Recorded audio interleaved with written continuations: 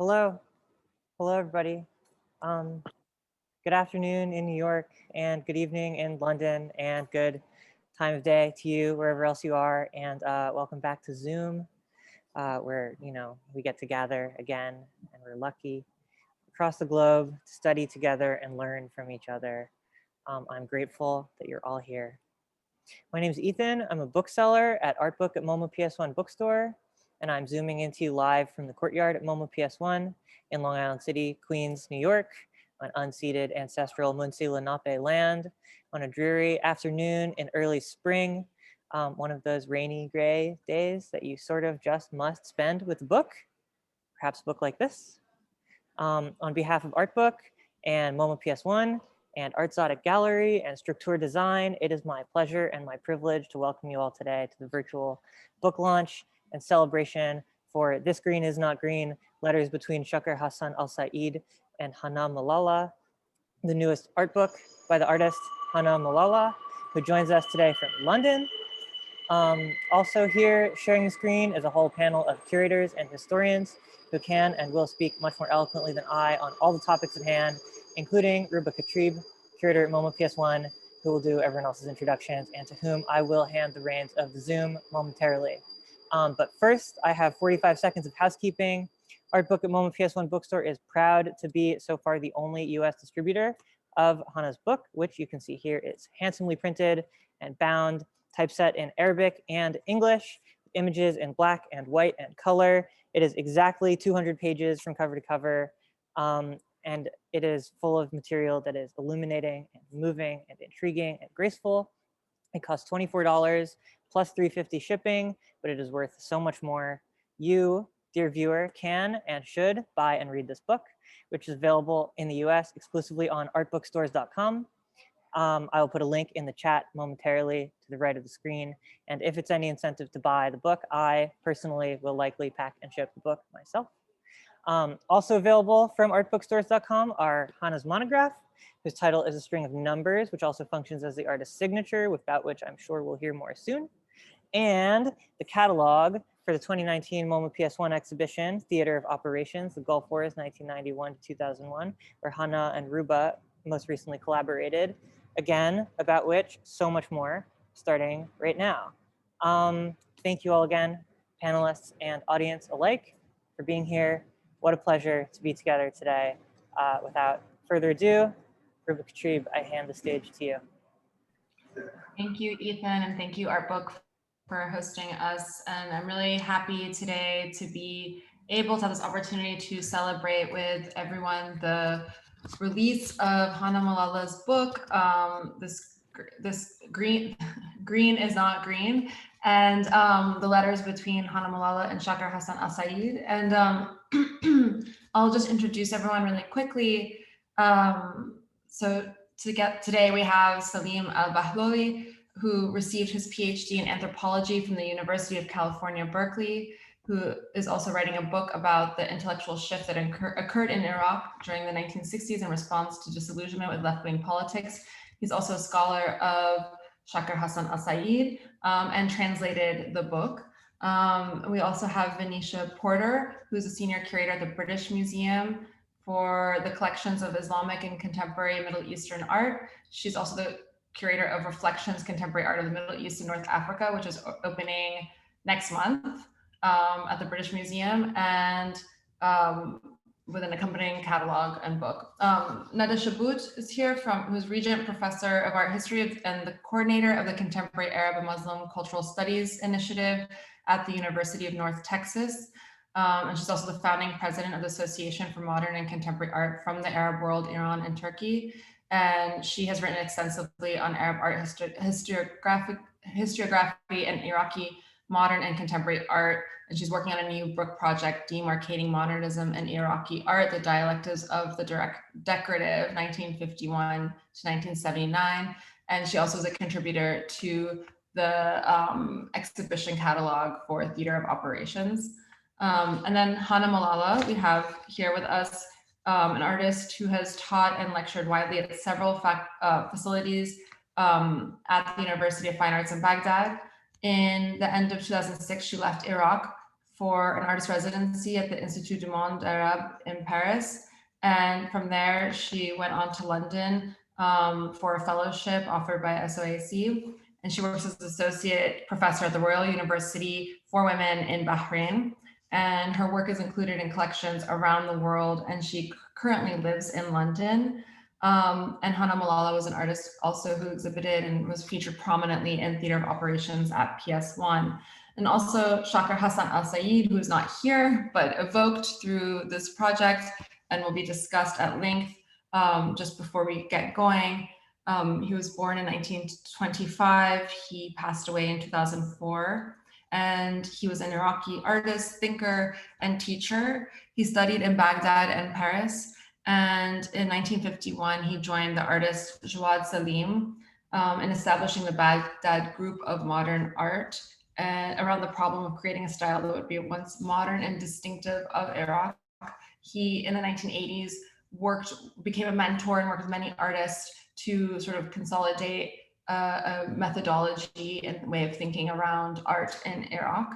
And so I'll just turn it over to Hana, who's going to give us a brief presentation of the book, talk us through the book, its concept, and then we'll open up to a conversation amongst all of us around the significance of this project, which is a remarkable document of this, not really an exchange that was happening between two really important artists, two generations of artists working in Iraq, but also the sort of misperceptions and misapperceptions between them as well. So I think this is it's a very fascinating book, really compelling and really marks a milestone. So congratulations, Hana, on this achievement. And I'll turn it over to you, and you'll share a PowerPoint with all of us, and then we'll get into it. Thank you, everyone.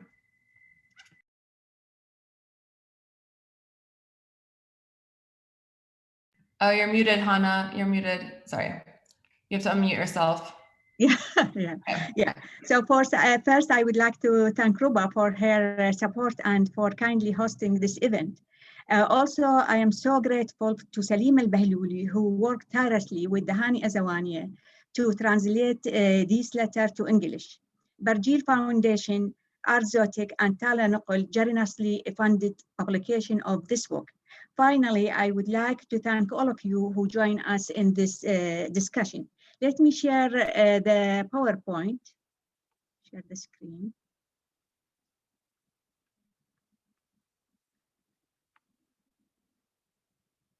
So, share the screen.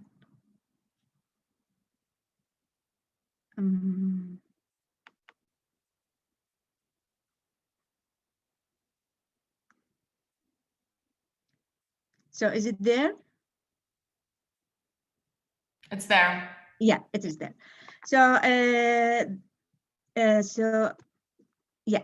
So the subject of this book is a group of 12 selected letters out of 20 written to me by Shakar Hassan Al-Said and 11 of mine in reply.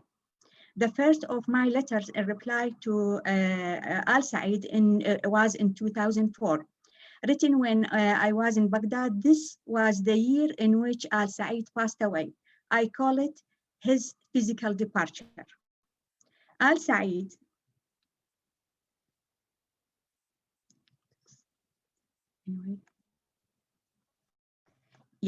Al-Said's letter was written with no intention of their being published or shared. Therefore, they were written without any form of censorship on his part. They are more or less a free inner personal dialogue shared with me. Sometimes I consider them to be a form of recorded automatism. I will quote Salim Al-Bahlouli in two coming sentences. They are the document, the letters, they are a rare document. Not only do they record a dialogue in which Al-Said and myself speak privately about our practice, they also disclose the inner struggle.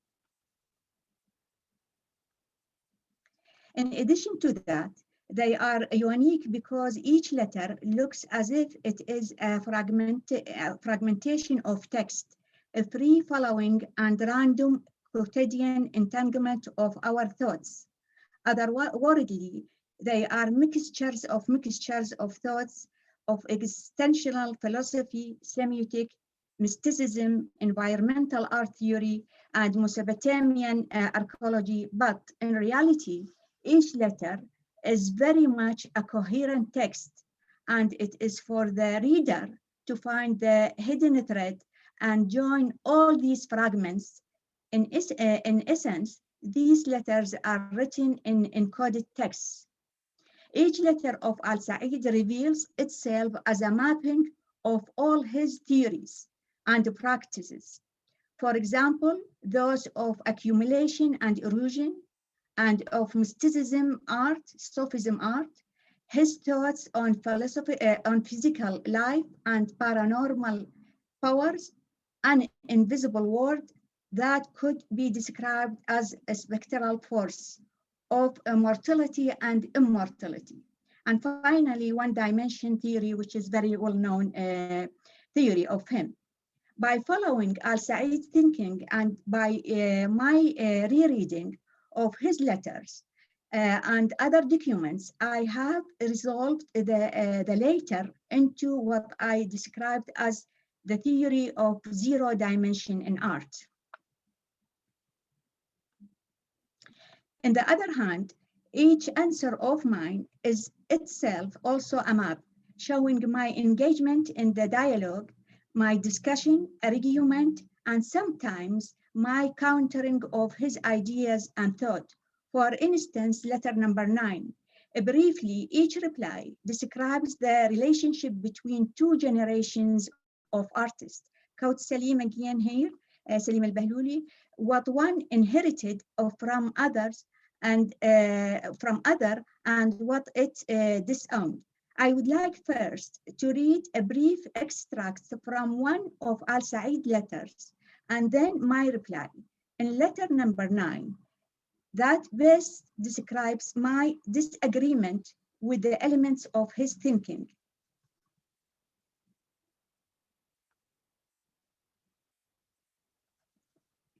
The motif, so this is a paragraph from Al-Sa'id letters. Number 9, the motifs of that large garden with its tree in various shades of green, the bright soil, the hidden birds still draw me to it, for there is something in that transcend the body to the mind and reach the spirit.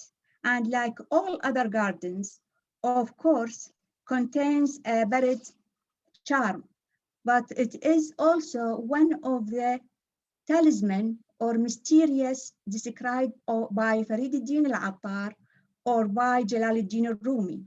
What is it that has kept me up these long nights and caused me to awake suddenly with the motifs of an oriental rag on my mind, a rag in whose natural origin I have rumbled, or rather fragments of those motifs woven into the fabric.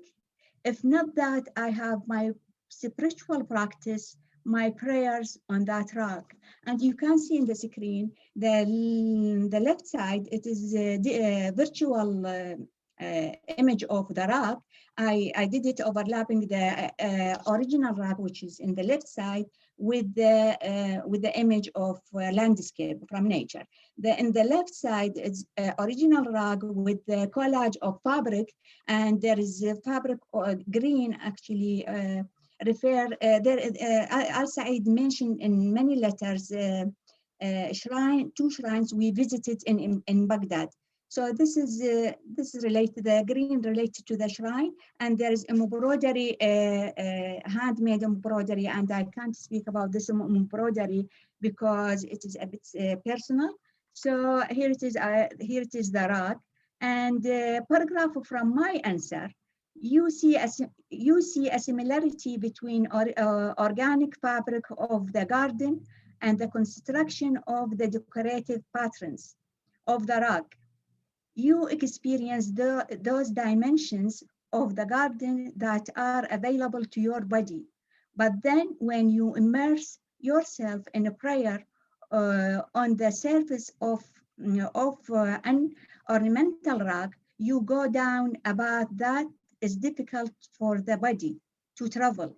This is your problematic, and it is what nourished your practice and your theory. You confuse the organic with the symbolic. I didn't reply to the letters at the time for many reasons. One of them being the extreme hardship of sanction in Iraq in 90s. I started to write my answers in 2004 in Baghdad when I found myself in the depth of an anguish of solitude because of the American military occupation and the pain I was feeling at the death of very close friends, one of whom was Al-Said's. Rereading the letters revived in me this old discussion and opened a new and different dialogue. This after Al-Said's physical departure. My rereading of the letters raised in my mind a new different questions. The only document I took with me when I fled Iraq in November 2006 was this collection of letters and Al-Said's diaries. Besides some related books, I kept answering the letters from Paris, from London, and from Bahrain, and always during period of tough personal isolation. Strangely, when in Paris and randomly picking a letter of Al-Said's to answer, I choose one in which he described his own experience when visiting Paris as a young man.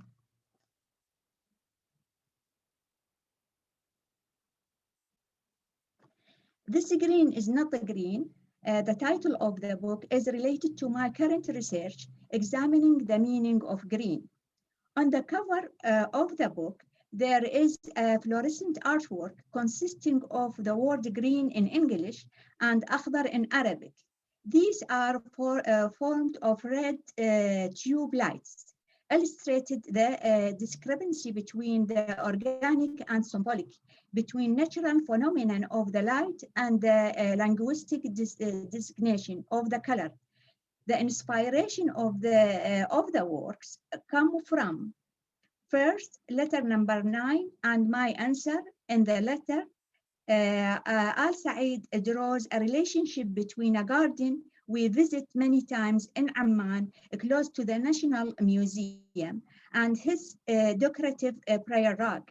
As I returned to the letter, I found that there is substantial difference between those two greens, between the green of the garden and the green in Said's embroidered prayer rug. I tried to shed light on this difference in my reply. The garden belongs to the natural world and therefore has physical logic, while the rug belongs to the human world and is a symbolic construction. Secondly, Al-Said's series of oil painting of the 90s, which contain the written names of colors, but painted in opposing colors rather than using the actual color of the name. I was haunted over years by those words in the painting. Thirdly, my current research began early in 2020, in which I considered the meaning of the color green when reflecting on the difference between the green of plants, one that has an organic basis in the chlorophyll the plants contain, and the manufactured green that has a symbolic basis. This relation between the organic and symbolic. There's just one note I would like to note here from my research. The green which appears to the human eyes as a green, actually it is not a green. It is, as you see in the slide, it is red and blue. So, but appear to our eyes as green because the light of the sun, natural light. So it is here, the green is not the green. And thank you. Thank you, Hannah. It's gonna stop sharing screen. Yeah. Thank you for that explanation. It's just to kick it off, I wonder if I could ask Nada, Salim, and even Venetia, and even you, Hannah, to talk a little bit about Shakir Hassan, Al-Said, just to introduce him a little bit as well, and you know, his role in modern and contemporary art in Iraq, but also you know, his work with One Dimension and some of his theories, which I think the letters touch on so well. And just to note, he was included in Theater of Operations with a few pieces, but often would make these works with like a puncture within them as well.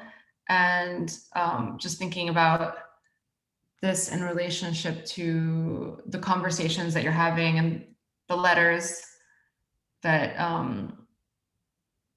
you're not responding to, but later, the one side, a conversation after conversations, but just this idea that you just talked about like what is the perception of reality, what is real and what is fake, which comes up a lot. What is of the human world, what is of the natural world? If I could turn it, but I think to give everyone an introduction on Al-Said's significance as well, and this relationship between artists. Do you want to jump in, Nanda? Sure. Thank you, Hannah, for doing this project to start with, because I think, you know, reading these letters, you know, sort of get us closer to, you know, Shakir and how he's thinking.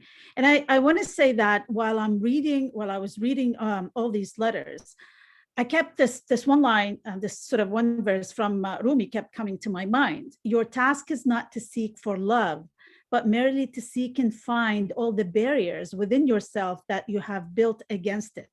And this pretty much, to me, explained Shakir in various ways. Ironically, I met Shakir in 1997. So around the time you were exchanging, or he was writing those letters and sending to you. I spent a day with Shakir in Amman. I met him in this weird, I think it's a one-star hotel in Al Abdali that took me a while to even find. And the letters so much explained the restlessness I found in him. We spent the day, we sat in the garden a lot, surrounded, and this one-star hotel had a beautiful garden. And what was even more interesting is that people kept passing by from outside and stopping by the fence and greeting Al-Said and talking to Shakir. So, you know, which was really very interesting, because on the one side, I'm sitting talking to him and I feel the anxiety in him. And then he turns around and he smiles to people passing by and greets them so calmly. First time I met him actually at Darat al-Funun was a Thursday, and we're trying to agree on time to meet. And he said Friday he can't because he'll be at the mosque, you know, the whole day for prayers. And I thought, okay, this is a very sort of, you know, calm person, which is so totally different than his work of art. And I was a graduate student at the time, so I'm studying him at, you know, at length. And so then when I met him, and you know, the energy he had, even, you know, at his age, I mean, okay, so I was much younger and I'm thinking, okay, he's much older. We walked all over. We went to the National Gallery. We went down to the basement, looked at, you know, a lot of works. He always carried things with him. And so he shared with me lectures that were handwritten, that they were not published yet, you know, and many images. In fact, he introduced me to Hannah's work in that time. He also gave me a gift, a Quran. He asked if he could give me a Quran as a gift, and I said, sure, why not? You know, so it was a very sort of, you know, serene and surreal sort of, meeting with this figure that I have been studying as a very important part of modernism in Iraq. Many have heard about the Baghdad Group for Modern Art and the co-founding of it between him and Jawad Salim.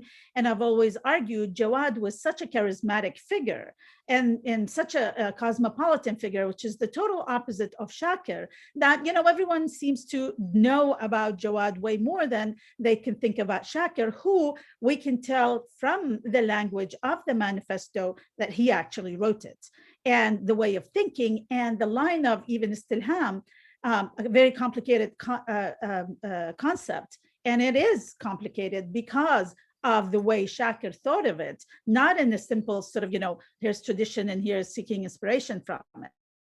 And that he took further into Istilham al-Harf, Istilham al-Jidar, Istilham al-Muhit. And it's a concept that to him continued. And in the letters, as we read the letters, he was clearly a postmodernist thinker in the way he wrote, in the way he thought, but a postmodernist who inhabited the 13th century, actually sort of, history sphere. You feel his kindred spirits with Rumi and Sufist of the time that he quotes continuously. But his impact on modernism in Iraq is profound beyond the form, because he actually not only, of course, wrote the history of what we know. This is how we know a lot about Iraqi art, Iraqi modernism, through the writing of Shakir. So there is the historical and theoretical part of it, and then there is the work. It's all connected. Shakir is a sort of a complex amalgamation of many things that seem to have, looking at the letters, you can tell that, his career has gone in a continuous sort of loop of connections.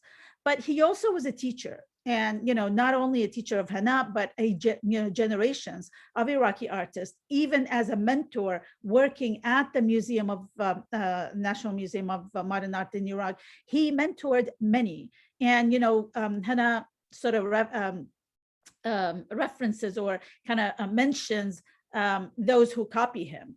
And very correctly, but of course they copy him on the surface because he is so deep. Almost everyone cannot understand Shakir. When I wrote my my dissertation and then published my book, many Iraqi artists said to me, come on, seriously, you cannot understand Shakir, because no one understands Shakir. So, this is how everyone received him. And so to just sort of, skim the surface is what they copied from him, but they learned. And there is a generation, Hana's generation, specifically the generation of the 80s, that actually very much were nurtured on his hands. So the complexity of Shakir is what is the complexity of modern Iraqi art. He lived long. Jawad died young, but Shakir lived long and went through many experiments in art, very connected. And he really shifted into a different model of what we can see as modern Iraqi art that Salim is now delving into, in terms of looking at it from a neo-Islamic and Sufist direction that is, again, very complicated by the postmodern theory. I'm going to stop now because I can talk about Shakir for forever. But Salim, who's now and I just gave a sort of an image of Shakir that is not the image I write of him. This is a sort of a more of a personal image that I have of him. But I'd like to hear how Salim is going to contextualize him. I think with Shakir in relation to Jawad too, it's like just to emphasize also that many of Shakir Hassan al-Said's works are like ephemeral and more tactile, and like there is a sort of fragility and intimacy in them as well. But yeah, Salim, I was curious also, just you could speak to what Nada brought up, but also the process of translating the book, because if Nada could not understand Shakir Hassan al-Said, what was like all of the references. That's something that I think is really well done in the book, is just the grasp of all the material that's being referenced and how you what that process was like to do those translation and that work. I didn't meet Shakir Hassan in person, but I recognize, having read the letters, I recognize the image of Shakir that Nada has from meeting him. And I'll say that before I worked on these letters, I had read a lot of Shakir's writings, and I didn't get that image. It was only reading the letters that I was really actually able to understand him. And then having read the letters and understanding him, I was able to go back to things that he had written that I had read before and really understand them for the first time. I was able to understand his work for the first time. I would say this about Shakir Hassan before speaking about the translations. One of the things that makes him unique among artists in Iraq and the Middle East, but probably also the post-colonial world and maybe the 20th century at large, is that Shakir read. He was a serious reader, and he read deeply in philosophy, not only the mystic theology, but also existentialism, Kierkegaard, Heidegger, and he absorbed what he read. He adopted these concepts, and it was very important for him. Especially, he was a creature of the post-war period, and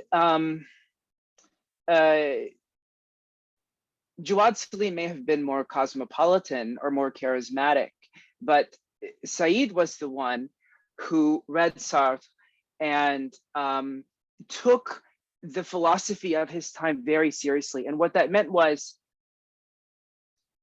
you used ideas, you thought with concepts only to the extent that you were able to ground them in your own life. And if you couldn't do that, you were false, you were zayif. And what that means for his, it means a few things. One, it means that he was really one of the first research-based artists in the Middle East, in as much as all the work he did was based upon a conceptual foundation. He read, he thought, he also tested materials, and he experimented.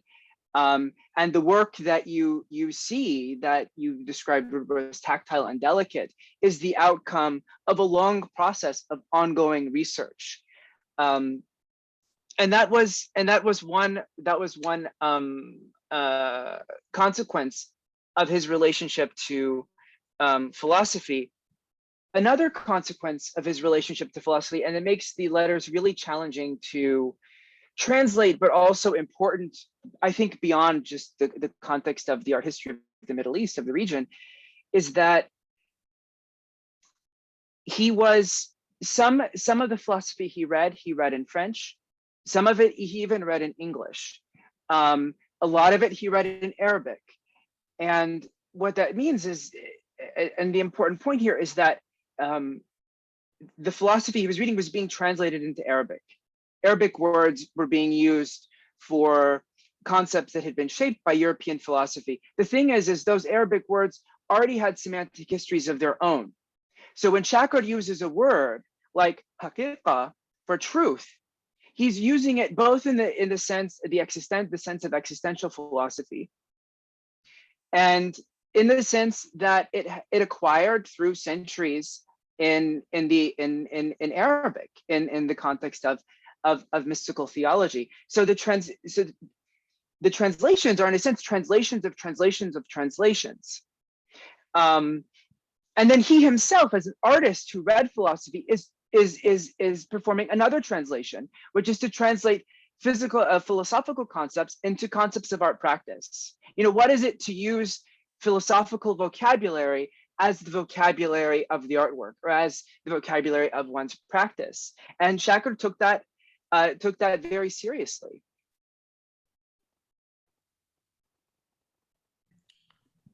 Thank you for that.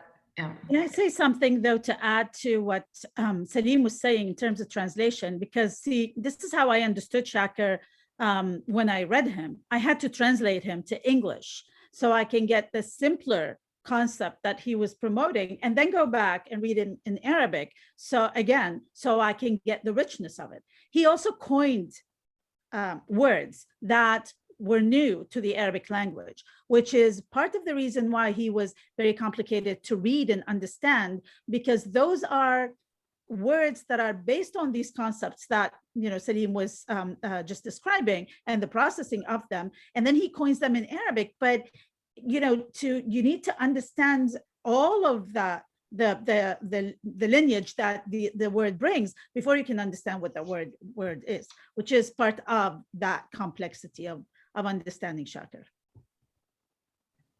Thank you. I just wanted to open it to Venetia too, just to think about this, precisely these issues of translation and a dialogue between two artists that you're quite familiar with, and just in terms of your work and research, how you think this kind of dialogue that's represented here, but this document that's been produced, how it affects the understanding of these artists from your perception. Thank you. Yeah, and really, again, congratulations, Hannah, and also Salim, on these beautiful translations too. So I'm coming. This is also fascinating to me. So I'm coming at it from a very different perspective. And for me, you need to.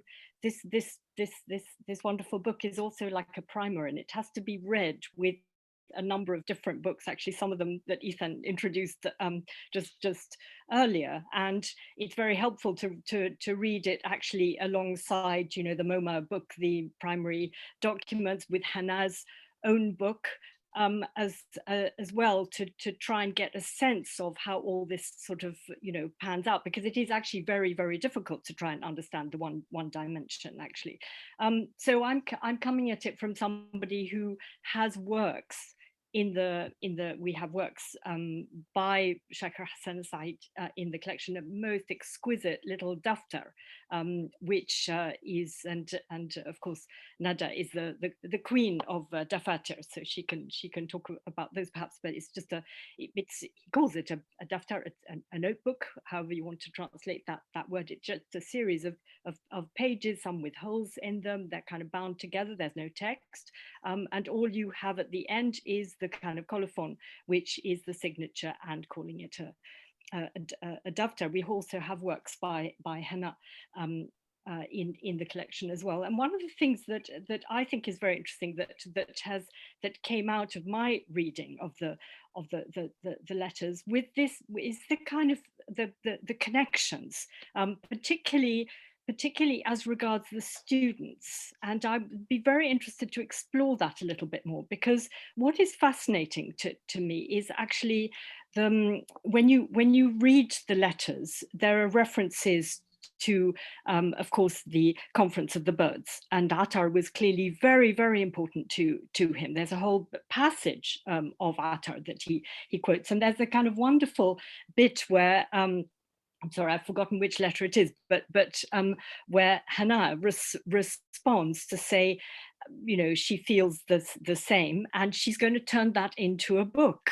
And we have this book. We have the book, and it's an extraordinary book. It's kind of burnt and broken, and conservation nightmare as far as our conservators are concerned, because every time you open it, bits of burnt paper, flake off. I keep telling them, no, it's fine. This is how the artist wants it. But it's an extraordinary work. But then we also have in the collection an amazing work by somebody else who studied with him, Amar Daoud, and this is his Kitab is it Tawasin or Tawasin? I always forget how you pronounce that. Somebody can correct me. But this is so, and this is where he is inspired by Al-Hallaj, and he talks about how Shakir talked to him about Al-Hallaj. So he's created this beautiful artist book, which is not an illustration as he describes it, but somehow inspired by it. Another work we have in the collection is somebody who also must have studied with him, Nizar Yahya. And so he is talking about Nifari. So he creates his own version of Kitab al-Waqfa. So al-Waqfa. So, and again, in the letters, Shakir talks about them. So I'm very interested in maybe Hannah, you can say something about that. So in your classes, for example? Did he talk to all of you about all this mystic writing and so on? I'm so interested in the effect that it actually had on just the three artists that I've mentioned here. Yeah, the book which you mentioned about the Conference of Bird, which is now with the collection of with the British Museum. Actually, I start to do this book, I mean, Daftar, and when I was in Paris, I start with it. And when I read the letter, which I mentioned in my introduction. So this is from this period where with the reading the letter, I start with this work and I finish it in London. I exhibited in 2007. As a teacher, Shaker, he is, as a teacher, actually not an academic teacher. There is no exam, there is no lecture at all. We are free to enter the class and he show us videos. And we have in the class a big part of archive artists. And sometimes he said, let us go now to the Archaeological Museum. Let us go now to Shara al-Rashid district. And so as a teacher, and sometimes as you all, I mean, many they knows, he starts with the sometimes with the music or song of very old singer, Iraq singer. But there is no, as I said, there is no academic class, and his relation with the student is really very close. And we start to study, and this is institution of art. I start to study when I was just 14. So Ammar Dawood was 16 in his age. I am younger than Ammar 1 year or 2 years. And then Shaker stand in the class and speak about Heidegger, speak about Sartre, speak about a big name philosophy, and speak about his artwork in very complicated language, and he doesn't care. And some student against him, and he just laughed. He didn't care about any argument. So I think this open mind and absorb everything. And sometimes he just did excuse to us because he said something wrong. So it is really, this is unique lecture of him.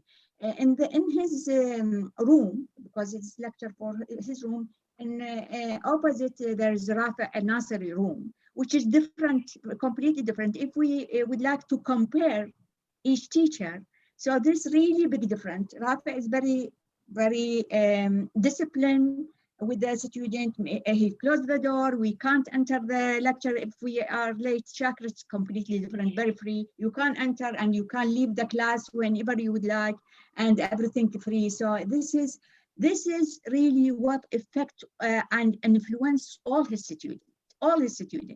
I mean, all our generation, 80th generation, inspired.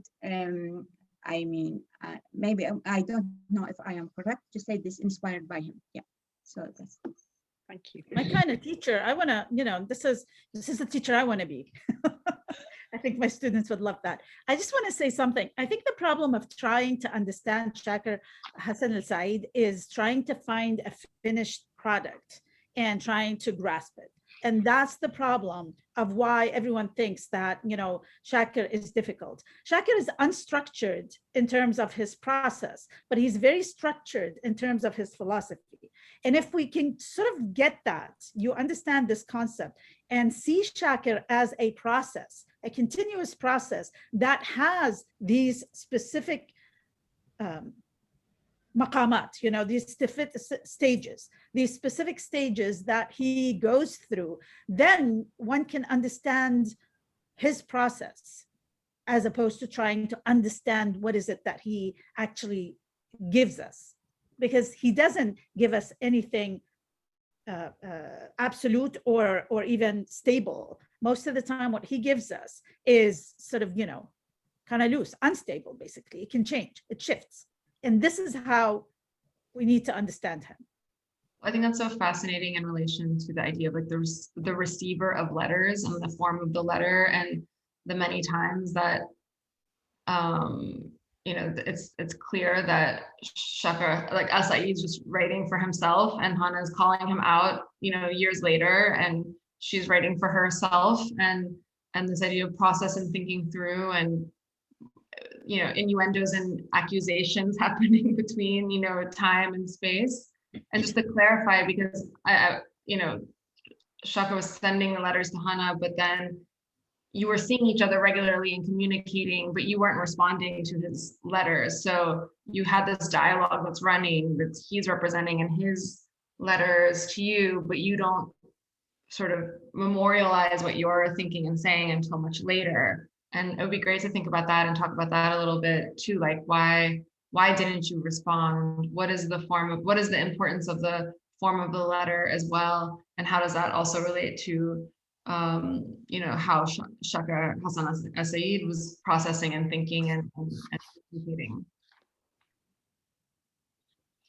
Anyone who? Well, if Hannah wants to answer, but I just want to say that I find it actually fascinating that she didn't reply to the letters then, but that actually replied to them after Shakir has left. So Shakir would have loved this. I'm sure he can see and he knows, because then Hannah is telling him all of the things that he is not witnessing as well, that are in response to him and his, beyond just the two of them. But I actually have a question. Is there a reason why in the book you had the letters not in any sort of chronological order? So the letters 1 through 0 are the years, sort of shift? So first I would like to say why I didn't respond to the letter in the time, because as I said, one reason it was the sanction. There is a ban of flight and the lack of paper and envelope. So if we need to do envelope, we have to do it by ourselves. And because of that, Shakir did travel to Amman. I returned back, and then I hadn't received the letter yet. So he said, I sent letter, and then after he returned to Baghdad, I received the letter. And then, so I saw him and I spoke with him and I discussed everything so I don't need to respond. The other thing, I found this, to respond to this letter, like luxury in that time, because we live with that sanction in this hardship. And I found it's not time to answer the letter. So I have discussion regularly. I met him regularly, like each week. And so I don't need to respond to the letter. And then the order of the letter, actually the letter number 0, it is the last letter I received. I received by his hand. And the letter number 0, it is for himself. It's dialogue with himself. Then I answered the letter in Bahrain. So, we order the letter according to something personal. I mean, something with link to, to my memory, to how I answer them in many countries. So this is the order in the letter. So but the letter number 0, it is the last letter. They are 20 in the book, just 12. Hopefully we will do second edition and we will include all of them with the other documents. Yeah. Could I just ask something? I wondered whether you felt, Hannah, like a huge responsibility in a sense of what it was that he was saying to you. That he was speaking, when you read these letters, it's like two souls actually touching each other. And one of the quotes that really stood out for me is where he says to you, "It is through you that my inner being is laid bare." And I wondered how, when you read that, I mean, you were, presumably he wasn't talking like this to other people. That what you have here is a very particular dialogue. And can you say something about that? And also to Salim about, your reaction to reading some of these texts. There's a huge intimacy that is completely extraordinary. Yeah, as I said, I was very young when I saw Shakir in the Art Institute, and from the beginning we have this dialogue. when he treat me as a mature person to do dialogue with. So, and I after that, I found something in myself which I can listen to him. I understand him. I have no, from the beginning, I have no problem to understand Shakir, not just his writing and his work. And from age 18, I produce artwork, and I have it now in my studio. And Rafa, he said, this is really influenced by Shakir. It is like Shakir. And not just like Shakir, not like Shakir, because I, in that time, influenced by Christ as well, a French artist. And then, and this in this young age, I completely understand Shakir, and I have this very strong relationship to him as a student. And after that, this dialogue becomes stronger and stronger during the year, and I start to be, I mean, by myself, establish myself, and there is no cut in this relationship, and took like more than 25 years. So I found myself, this is naturally happened. I understand him, he understand me, I can listen to him. And that's what happens. So it's like this. So the dialogue of the letter actually really between two who they understand each other. Yeah.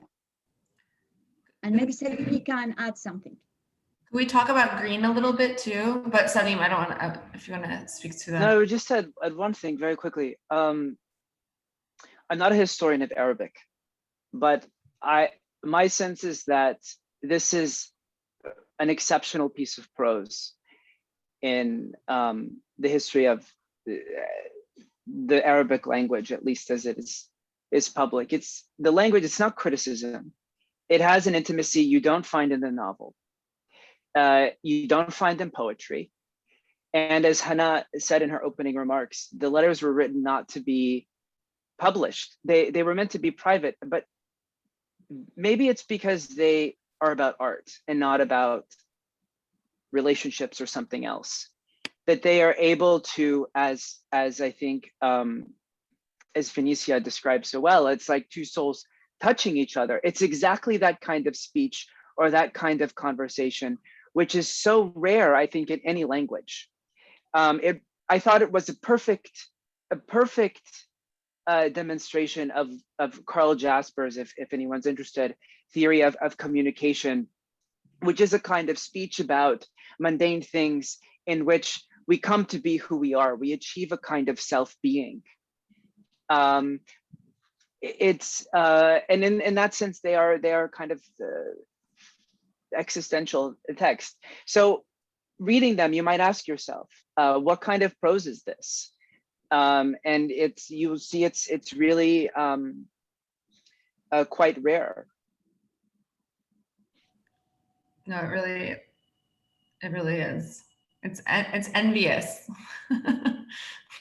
But I think also thinking about the title of the book and the idea of green, I just wanted to make sure that we touched on that as well. I don't know if anyone wants to think about this in terms of like this argument about the color green and this idea of authenticity and the fake and the real, and Hana, how you describe it, but also, yeah, just an open question around this conversation around green, this argument.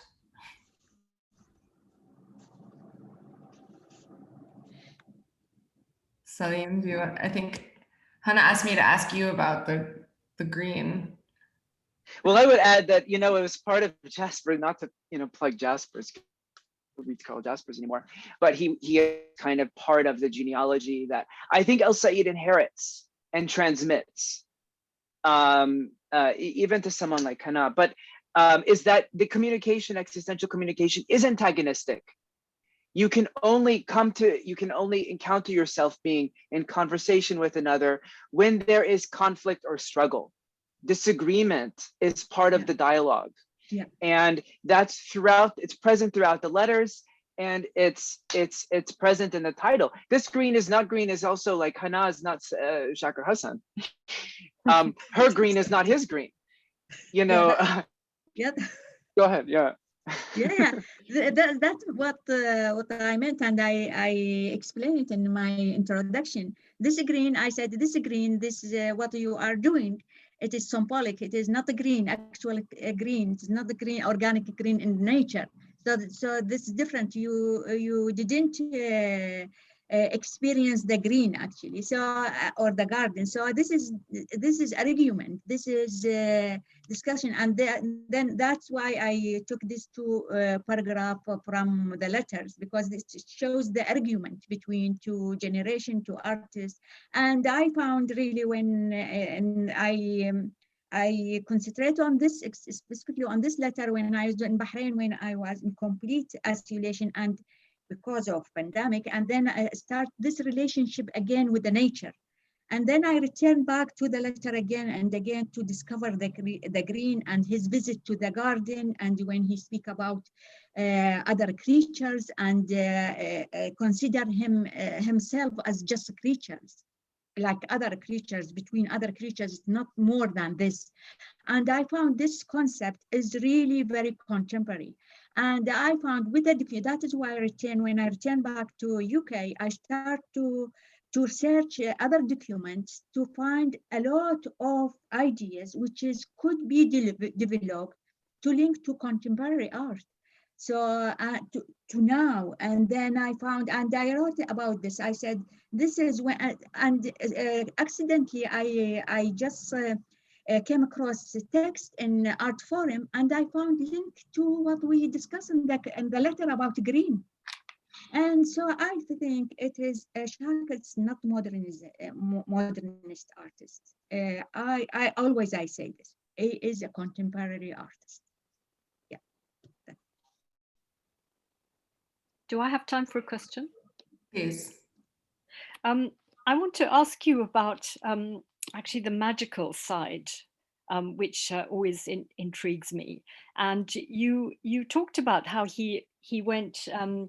He kind of turned to talismanic utterance. I think that's in your letter. I think one of them. That is the use of the magic square. So because it appears quite a lot, and it's the 3x3, the Buduh square, the first one. Yeah. And so I wondered about the illustrations, whether they were actually from his text. I noticed that in one of your letters, you just mentioned it now, the creator and the created. Actually, you turned the magic square in one of those letters. You turned it into the two boxes, and you said creator and created. And I wondered whether that was something that was not there at the beginning with him, but something he started to develop to go more into that kind of esoteric side, because of course those magic squares, you know, he in one case I noticed that there was a 4x4, and this whole way that with the magic squares, it's a substitution of, you know, numbers for letters, or letters for numbers, and sometimes, you know, the big ones, they refer to names of God and so on. There's a huge literature on this, you know, starting from Al-Buni. So I just wondered if you could speak a little bit about that, because obviously that kind of really influenced you as well. Maybe I influenced by numbers because I study semiotic later, and then I study logic. But for the chart, you call it magic square, but they are actually, it is magic chart in Islamic. And it is many columns, sometimes 4 or 3 or 5. And Shakir, he had a really deep study in this, and a lot of writing about this in all his documents. In the book, there is this small chart from other document. I took it from his diary.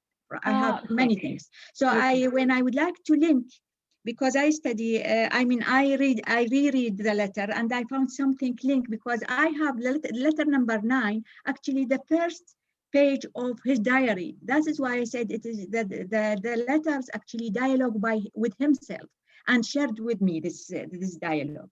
So so I took some illustration from other document and to feed the book, because when he spoke about I mean, as well al-Warqa, if you see there is illustration about al-Warqa vase. Yeah. So as well, it's linked to his research, linked to my research after that. So, and about, I don't know if I would like to speak about this, but Shakir, he experienced something about magic, about do something spiritually actually. And he believed, even in the letter, you can see something, he said, I am writing now about the water, about some creature and something, some bird sing or something coming, some insect come to the pen. So he think about even small details in nature. So this is the unique in this in this letter. He really feels freely about surrounding. And what I would like to say, I just forget. And I don't know. And maybe Salim, he can help me with this because I forget. I would like to refer to Salim to something. Anyway, yeah. So maybe Salim, he has something to speak about this, about, I mean, this something happened accidentally to between nature and his activity. Yeah. Yeah, what do you call it? Tawafuq? Yeah. Yeah. So Which is, I mean, there isn't really a good English word for it. What is it?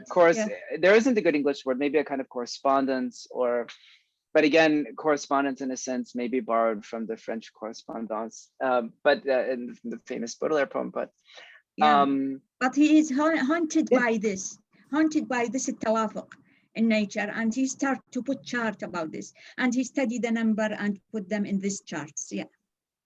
Yeah. And yeah, and he uses them in his work, in his art, in a way that's half historiographic, as kind of artifacts of kind of the history of human uses of language as a way of relating to the universe. But they're also active, they're potent, and in that sense, they have the potency or the energy of like a talisman. They have an efficacy. But just I would like to mention something here which I disagree, or I have argument that Shakir, he worked really in the body of work. He used heavy material, and he dived in this material, and he worked really heavily with the material. And then he put, after that, he destroyed the material, put everything, experienced them, and he put after that this chart. It looks like just in the surface. I found if we study Shakir, especially the accumulation and erosion theory, we look at this his involvement with the material. And because it is really like deal with the material, that is why I argue him about why if you would like to deal with the material, there's the material, why put the other thing in the top of it? So material. So I think I found the chart using the Islamic chart or other symbolic thing with the paper artwork is different. But when he did use this in the surface with the heavy material, it looks differently and need many research and study for that. Yeah. I just wanted to note that we're hitting the end of our conversation. And I think actually there's like so much more to say, but I think Hannah, you just ended on the last note, which is a lot of research and study and work that needs to be done. And this book is really, I think, this